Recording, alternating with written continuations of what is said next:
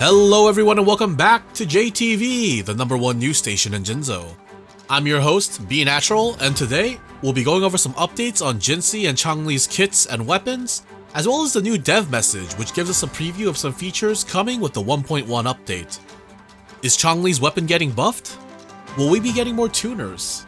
How many pulls will we be able to get in the next patch? All these and more are answered in today's episode of I Read Patch Notes and Pass It Off as Content. Okay, before we start, a huge thanks to Redditor Tracer4B for translating these patch notes on Jinhsi and Changli. Also, while some of the information is based off of official announcements from the devs, some are from leaks, so there may be spoilers ahead. In other words, viewer discretion is advised.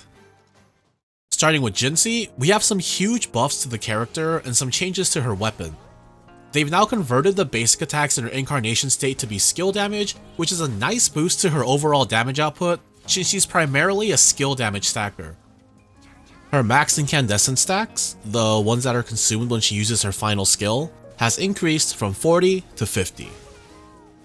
Next, her Arrows of Unity effect was buffed. Previously, this stated that dealing damage with an element would grant her 1 stack of incandescence, and each element can proc this once every 3 seconds. The buffed version grants the same effect, but additionally grants 2 stacks when hitting with a coordinated attack, which also has a cooldown of 3 seconds per proc. In addition, the multiplier increase per incandescent stack went up from 26.84 to 44.54 at level 10, which almost doubled it. Yeah, this is an insane buff to say the least. This means that her final skill, Illuminous Epiphany, has a monstrous 2248% damage multiplier at 40 stacks, which further increases to 2694% at 50. And for fun, here's the damage it would deal if your Jinhsi was S6 with 50 stacks of incandescence. Yeah, at S6, this skill hits harder than some characters' entire kits. Damage aside, since coordinated attacks can now grant additional stacks of incandescence on top of normal damage, you definitely want at least 1, if not 2 coordinated attackers on her team. Characters like Yinlin, Mortefi, and Yuanwu are all excellent choices as a sub DPS for Jinhsi, and both Verena and Baitsu would work as a support, although personally I'm leaning more towards Verena. The addition of stack generation from coordinated attacks means Jinhsi's team cycle should feel much more smooth, without a need to overextend field time on any character. An example team cycle assuming you have Jinhsi's outro buff active, which decreases the internal cooldown of her stack generation from 3 to 1, would have you start on Verena, ult to activate her coordinated attacks, and use her rotation, which would grant about 10 stacks total. Then, you swap to Mortefi and use a skill and basic attack combo which should grant 5 stacks plus about another 6 from Verena's coordinated attacks. Even though it's 5 hits, I'm going to estimate about 6 stacks since you can only get 1 stack per second. Finally, you swap to Jinhsi and perform her rotation, but now you'll have the added stack generation from both Verena and Mortefi's coordinated attacks. Even with Verena's liberation effect ending in the middle of Jinhsi's combo, you'd likely be at 40 plus stacks within 5 seconds of her rotation, meaning you're almost guaranteed to have the full stacks for her Illuminous Epiphany. Depending on how quickly you execute her combo, you might want to fit another basic attack before her skill 4, but since she's likely going to be using Jue as her echo, it'll generate extra stacks for her during her skill 4 animation, and you won't really need to worry about it. Of course, this is just an example theory-crafted setup, and there's tons of other ways you could efficiently build her stacks, but it shows how smooth the rotation and team cycling is for Jinhsi now, and you basically don't have to worry about her stacks at all if you're using a coordinated attack team. As mentioned earlier, her S2 has been changed and now grants her max of 50 incandescent stacks. Her S3 gives her 25% attack for 20 seconds when using her intro, stacking twice. Depending on how this works, it could be an insane permanent 50% attack buff to her as long as you intro once every 20 seconds, or a moderate 25% attack boost for each rotation. Hard to say until we get to see how the buff works, but if the buff does refresh, S3 has a big boost to her damage output. In addition to her kit, her weapon, Ages of Harvest's effect was changed. Previously, it granted you stacks of a buff whenever you used the basic attack, and at 4 stacks, it would buff the damage of your next skill by 48% at rank 1. The effect was strong at base and was actually insane for S6 enjoyers, since the damage multiplier was separate from skill damage bonus, meaning you could get some insane nukes off. All of that has changed with the new version of the weapon, which now grants 24% skill damage on intro skill and an additional 24 damage on skill use. Based on the wording, I think it's safe to assume you get a total of 48% if you use both your intro and skill, and further skill uses won't add to the damage bonus. Since Jinhsi's rotation usually starts with an intro into immediate skill 2, this means you'll basically have 48% skill damage for your entire rotation. Compared to the old one, this evens out the damage profile of the weapon and equally benefits Jinhsi users of all investment levels, so I'm all for it. In contrast, the only change to Changli's kit is an addition of 20% damage reduction during her Flaming Sacrifice, which is her enhanced heavy. However, her weapon, Blazing Brilliance, did get significantly changed. What was previously an attack scaling weapon that granted crit rate based on weapon rank, has now become a crit damage scaling weapon that grants attack percentage, and the crit rate was removed completely. This does make it stronger than the previous iteration, and the difference in performance will be more apparent the more crit rate you have on your echoes. In addition to Jinhsi and Changli, the new 4-cost echo, Jue, was given some changes as well. They moved some of the echo's damage over to the casting character by granting them 16% skill damage bonus on echo use instead of the previous iteration, which dealt 64% spectro damage on skill use.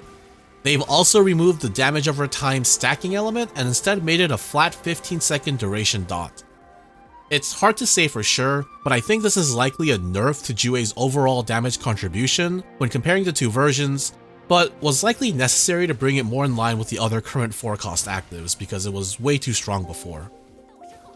Hey guys, I realized I never explained this, so to clarify, the reason old Jue was insane and that the new one is somewhat on par is because Jue doesn't force the character to transform when you use the echo, meaning you can act while Jue is doing his thing. Okay, now let's go over some of the features the devs announced that are coming with 1.1. First up is the new tuner synthesis feature, which lets us combine lower rarity ones to make higher rarity ones, which is amazing. Next, we have increased Union EXP gained for unlocking new echo entries. Looks like Kuro Games is trying to speed up the early game world level to help people level up faster. I think this is mostly a good thing, but I hope they consider lowering the HP of some of the overworld mobs as we're about to get a ton of people hitting higher world levels with less equipped teams.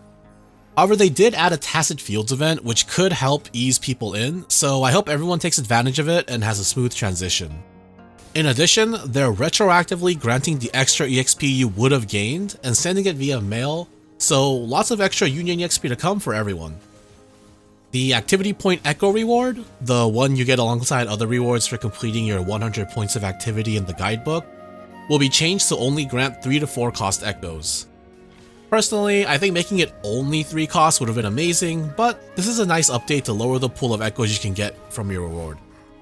They're raising the databank level cap to 21, making every single echo you find and roll a 5-star/yellow quality, which is super lit since for whatever reason 20% feels a lot like 50% when it comes to getting purples. With the addition of a new area, they're also adding new puzzles that you can interact with by transforming into a new echo called Fling Bang. In addition to features, they're also removing the animation you get after completing a Tacit Field, which will increase your farming speed. They're also lowering the shell cost for leveling echoes, and slowing down the Cruise Wing challenge, which is actually really nice for mobile users, since that particular challenge can be a nightmare when on the phone. Upcoming events include a new Depths of Elusive Realm one called Dreams Ablaze in Darkness, which add new mechanics and builds for us to try. I'm super excited for this one because I love roguelites, and it also seems like they've increased the Astrite reward from the event, which is pretty nice. There's also going to be new exploration events in the new area, Mount Firmament, which grant materials and Astrite, which will be super nice to help fill the gaping hole left in my wallet after pulling for Jinhsi and Changli. As an added bonus, they're increasing the Convene item exchange limit in the shop from 5 to 7 of each, which is a welcome boost in pulls, but it seems like it'll continue to refresh when the shop does instead of refreshing monthly like in other games. Finally, there are a bunch more events planned to launch with or after 1.1 that'll give us more astrite and materials, so look forward to those. Next, we have some map and questing quality of life features that they've added, such as map layering, which is the ability to see different layers or floors of an area, the ability to track and see which parts of an area quest you're on, and increasing the range of the loot finder. They've also added a resonator and story dialogue gallery where you can view your characters and see the transcripts and hear the audio of completed main story quests and companion stories.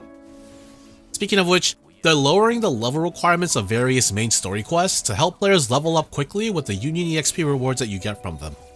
Also, it seems like they're planning to add other options for completing your daily activity in the guidebook, which is always welcome. Finally, they're adding tags to each character to help you identify and filter what kind of role each character is meant to fulfill, making the chat smaller to increase screen real estate, and optimizing camera options for controller users. For those of you wondering how many pulls you can expect to get from the new patch, here's a visual made by Hams with information compiled by Polito that shows how many astrite you can get, where you can get it, and how many pulls you can expect to have as a free-to-play, Lunite subscriber, or Lunite Plus Battle Pass user. And that's everything I know about the changes to Jinhsi and Changli, as well as the upcoming patch.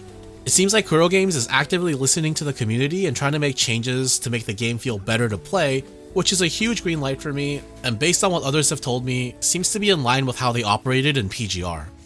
I just hope they'd slow down on these goated characters so I don't have to pull so much. Anyway, I hope this video was helpful, and if it was, consider subscribing and checking out some of my other videos. Let me know in the comments what your plans are for pulls in the upcoming patches, and as always, have fun and good luck with your pulls.